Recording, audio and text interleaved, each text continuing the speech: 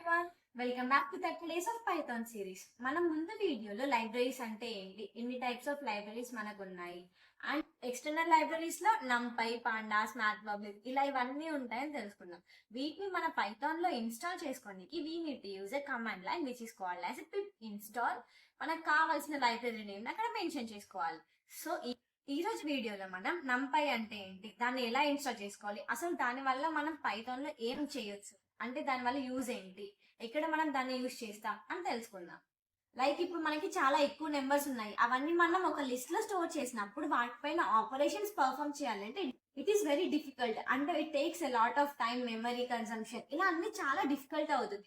So అందుకని చెప్పేసి నంపై అంటే numerical Python which performs the operations on the numerical data. అంటే ఎక్కువ అమౌంట్ ఆఫ్ డేటా పైన ఆపరేషన్స్ పర్ఫార్మ్ చేయడానికి మనం నంపై లైబ్రరీని యూజ్ చేసుకుంటాం. నంపై ఈజ్ అన్ వెక్టరైజ్డ్, అంటే ఇప్పుడు ఒకేసారి only one line of statement ని యూజ్ చేసుకుని మనం కంప్లీట్ అవుట్పుట్ తీసుకురావచ్చు.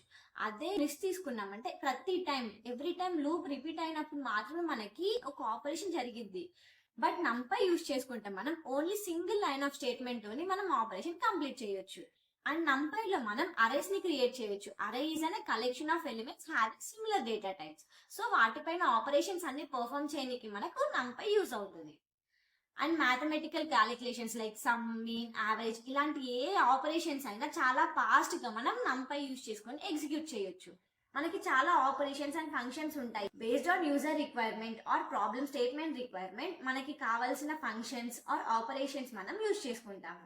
సో నెక్స్ట్ వీడియోలో మనం పాండాస్ అంటే ఏంటి, దాని వల్ల బెనిఫిట్స్ ఏంటో తెలుసుకుందాం. Do follow for more videos.